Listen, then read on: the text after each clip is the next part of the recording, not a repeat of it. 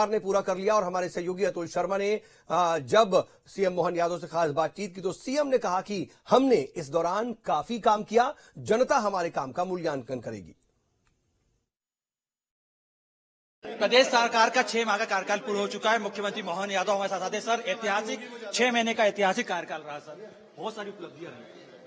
हम सबका सौभाग्य यशस्वी प्रधानमंत्री के आशीर्वाद से हमारी सरकार बनी थी और जनता हितैषी के काम करते करते हम एक अच्छे मुकाम पे आए। अब जनता मूल्यांकन करेगी। सर, युवाओं को रोजगार और तमाम जो चीजें हैं, जल संरक्षण को लेकर तो तमाम जो चीजें हैं आप तस्वीरों में देख सकते हैं कि बेहतर काम को लेके बात कर रहे हैं कि बेहतर काम किया गया है और इन 6 महीनों में लगातार काम बढ़ रहा है और आने वाले समय का रोड मैप भी तैयार कर लिया गया है।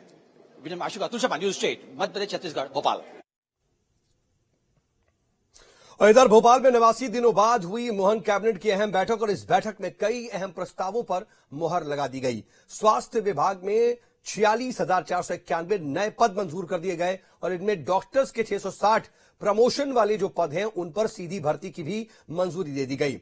बिजली सब्सिडी के लिए भी 24,420 करोड़ रुपए मंजूर कर लिए गए। वहीं 3 विश्वविद्यालयों को उच्च शिक्षा से संबंधित किया जाएगा और रानी अवंतीबाई विश्वविद्यालय सागर, तात्या टोपे विश्वविद्यालय गुना को उच्च शिक्षा विभाग से जोड़ दिया जाएगा।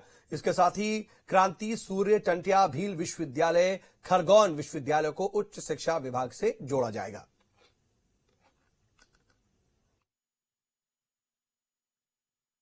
भोपाल गैस त्रासदी का जो हॉस्पिटल है वहां साधारणतया संविदा नियुक्ति के ही डॉक्टर्स रहते थे।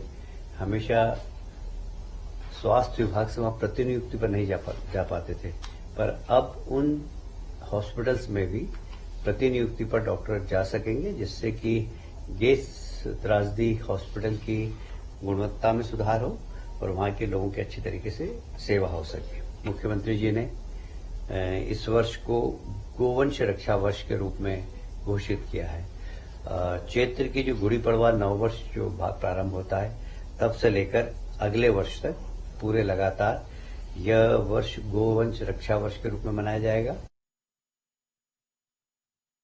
मध्य प्रदेश सरकार किसानों के हित में हमेशा निर्णय करती है और वो प्रदेश की जनता जो बिजली के उपभोक्ता है उनको भी सब्सिडी देती है। तो कुल मिलाकर लगभग 24,420 करोड़ की सब्सिडी राज्य सरकार अलग अलग वर्ग के लोगों को दे रही है। माननीय मुख्यमंत्री जी ने निर्देश दिए थे कि हमारे यहाँ जो स्वास्थ्य सेवाएं हैं उसकी क्वालिटी बढ़े और इसके लिए आवश्यकता थी कि कुछ नए पद का सृजन हो और विभागों के डॉक्टर्स की भी कमी थी और कुछ पद ऐसे थे जो प्रमोशन से भरे जाने थे। तो अब प्रमोशन के पद यदि खाली हैं और प्रमोशन वाले योग्य व्यक्ति नहीं है तो उसको सीधी भर्ती से भरने के आज कैबिनेट ने निर्देश दिए हैं और ऐसे लगभग 12 से 14 पद ऐसे हैं जो सीधी भर्ती से भरे जाएंगे। इधर शपथ ग्रहण के बाद मोदी 3.0 कैबिनेट के मंत्रियों ने कार्यभार संभाल लिया है और आपके टीवी स्क्रीन पर इस वक्त जो 6 तस्वीरें आप देख रहे हैं इनमें मंत्रियों की तस्वीरें हैं और जो पहली तस्वीर है वो अमित शाह की है जिन्होंने गृह मंत्री का कार्यभार संभाल लिया। दूसरी तस्वीर जेपी नड्डा की है, उन्होंने मंत्रालय पहुंच करके स्वास्थ्य मंत्री का पद ग्रहण किया। तीसरी तस्वीर शिवराज सिंह चौहान की है, उन्होंने भी मंत्रालय पहुंच करके कृषि मंत्री का चार्ज संभाला और उधर ज्योतिरादित्य सिंधिया ने भी दूरसंचार मंत्री का पदभार जो है वो संभाल लिया है।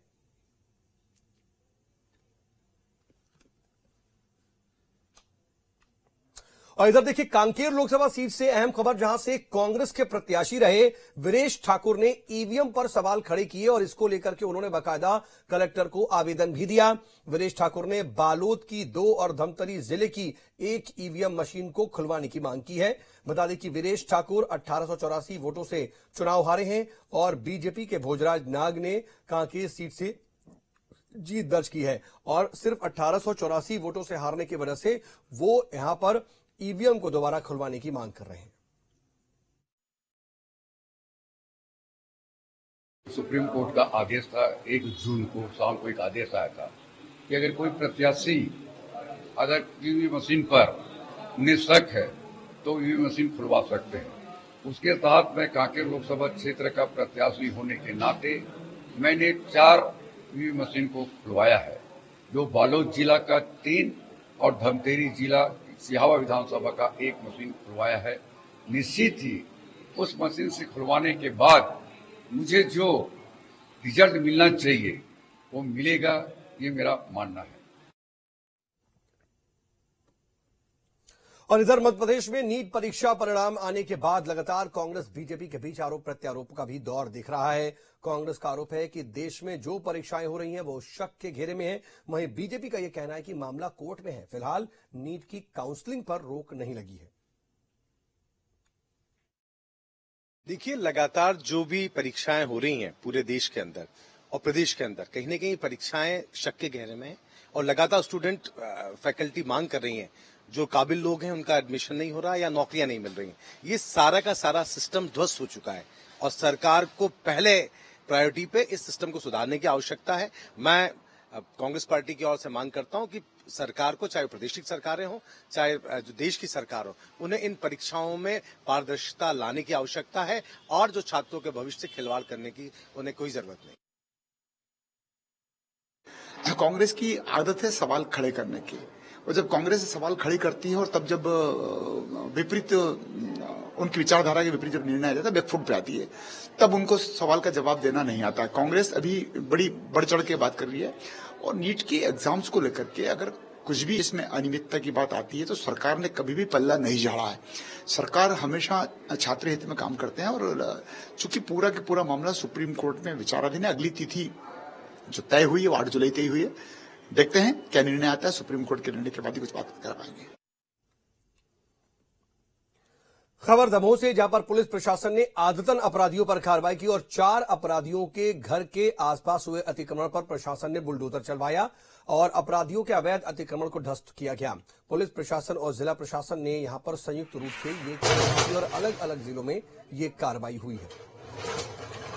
4 आदतन अपराधी हैं और उन्हीं के घर के आसपास का जो अवैध अतिक्रमण है उस पर ये बड़ी कार्रवाई करते